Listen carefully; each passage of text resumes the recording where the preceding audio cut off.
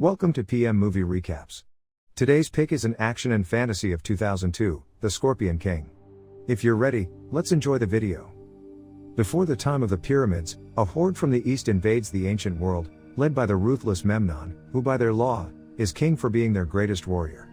His many victories come from the help of a sorcerer who predicts the outcomes of battles, leaving only a few free tribes to oppose him.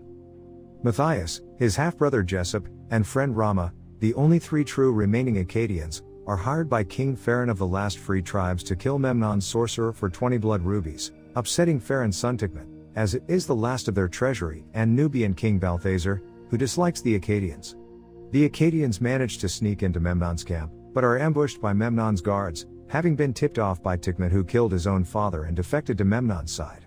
Jessup and Rama are hit by arrows, but Matthias manages to sneak into the sorcerer's tent, where he sees that the sorcerer is actually a sorceress named Cassandra.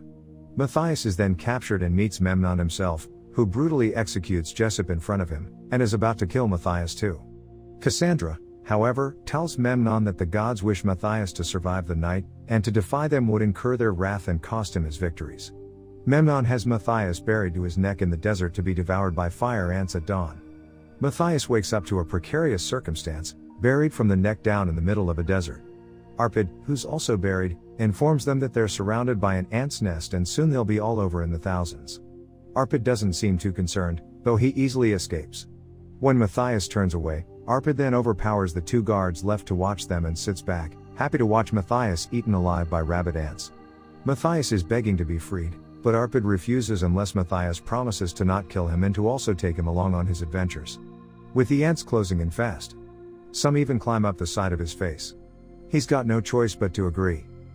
Deciding to finish his mission and avenge his brother, Matthias sneaks into Memnon's stronghold, Gomorrah, and manages to enter Memnon's palace with the help of a street urchin. He briefly meets Memnon's court magician, Philos, who hides him and then directs him to the courtyard where Memnon is training. Matthias tries to shoot Memnon from the watchtower but is forced to save the street urchin from having his hand amputated for his theft by shooting the axe out of Tikhmet's hand, alerting the guards to his presence. Matthias only barely manages to escape from Gomorrah, abducting Cassandra along the way, knowing that Memnon will come for her. Cassandra tries to escape from Matthias and even tells him that she has been Memnon's prisoner since she was a child. Sympathetic, Matthias allows her the choice of leaving, but warns her of worse dangers and that she is likely safer with him. However, Memnon sends his right-hand man Thorak and a group of guards to kill Matthias and retrieve Cassandra, but Matthias manages to slay them all under the cover of a sandstorm, while dueling and fatally stabbing Thorak in the abdomen. With his dying breaths, Thorak manages to stab Matthias in the leg with a scorpion blood-laced arrow. Cassandra, however, uses her magic to save Matthias's life. As an insult and a warning, Matthias sends Thorak's bloodstained pendant to Memnon. Matthias, Arpid, and Cassandra then run into Philos, who earlier fled Memnon's palace and had perfected the explosive powder he was working on. However, they are ambushed by the rebels, now under the rule of Balthazar. Though Matthias defeats Balthazar in a fight and earns his grudging respect and sanctuary, Cassandra has a vision of Memnon and his army slaughtering the entire rebel camp. She informs Matthias and then prophesies that when the moonlight reaches Memnon's palace, the king on high will become the invincible Scorpion King, and Memnon believes himself to be the one destined to become the Scorpion King. Furthermore, she informs Matthias that if he faces Memnon, he will most likely die. She tells Matthias that she foresees him being shot, but Matthias assures her that he will make his own destiny and they make love.